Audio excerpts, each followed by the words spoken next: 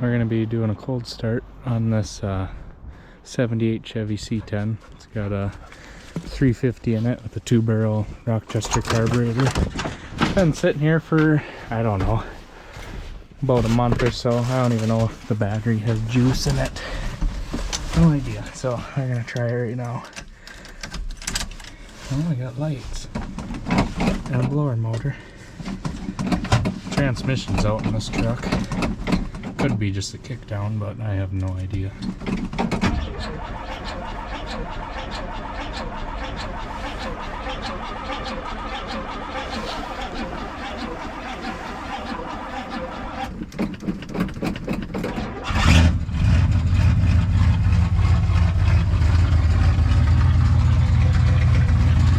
Well, it fired up.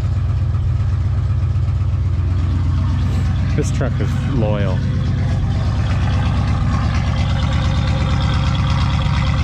I gotta get a good transmission. I'm hoping it's just the kickdown cable, because the kickdown cable I put in it is too short and it acts like the kickdown is engaged randomly. You'll be driving, or well, you take off first, alright, and you hit second. It's a 700 R4 I put in here. I used to have a TH350, that's junk. And then I tried putting the Turbo 400. You saw the video. It's got a Turbo 700, or not Turbo. It's got a 700 R4 in it now. But before I put the kick down on it, it went through all the gears. But you really can't drive these 700 R4s without the kick down. So I just, a TV cable or whatever you want to call it. So I just went around the parking lot where I put the transmission in. So now I put a kick down on it. It was a little too short.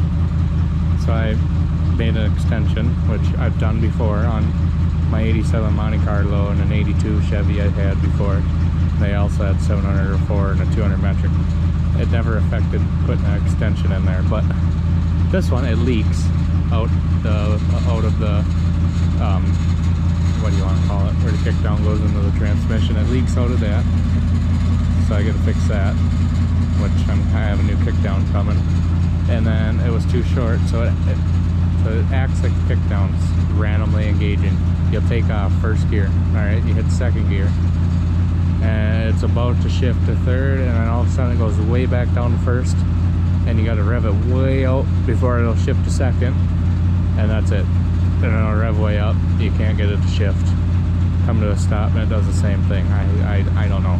I tried adjusting the kickdown, but all I did was go from the shop to the house here, and it's still acting up. And I got a different kickdown. It's the right kickdown. That's what I wanted to make sure before I messed with this anymore. But yeah, it's been a good truck. For some reason my fuel gauge stopped working. I filled it up on my way home, but I don't know. I don't even know if we got oil pressure. Oh yeah, we got oil pressure. We got it zip tied to the brake thing. We got a ginormous tack in here. It's one of these fancy tacks, so you can press this. See your last highest RPM. So that's when it was shifting. Like 5,500, 5,700 RPM, that's when it would shift. I don't know.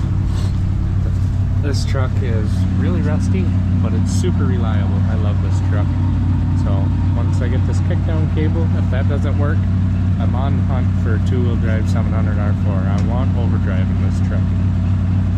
But anyway, I'm just going to get it moved over a little bit so I got more room for my other square body. But that actually surprised me how good this thing started. It cranks over super slow because I put a smaller flywheel on here. Because the original one was, I was trying to put the Turbo 400 in here, it didn't work. I messed up the flywheel, so I put a smaller flywheel in here. And it either smaller or bigger, I don't remember, but it cranks over slower. But I don't know. I'm surprised it fired up. It's running pretty good actually. It's about 20 degrees Fahrenheit, and she fired up pretty decent. So like I said, thanks for watching. There obviously is going to be more cold starts up here in Minnesota.